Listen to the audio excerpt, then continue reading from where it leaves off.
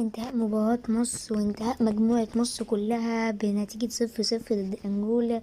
مباراة يعني أثبتت لك إن حسام حسن ده يعني مدرب على الأقل في البطولة دي يستحق الإشادة.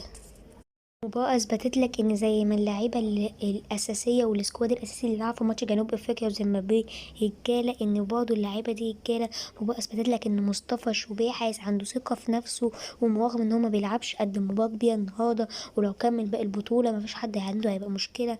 مباراة أثبتت لك إن أحمد عيد باك متميز جدا وممكن يلعب على محمد هاني عادي جدا برضه. وأثبتت لك إن أحمد فتوح باك نفس مستوى محمد حمدي او ممكن افضل، ولو عايز يخليه في الادوار الدفاعيه موجود وما يزيدش قدام فهو هيكون بيعمل ده.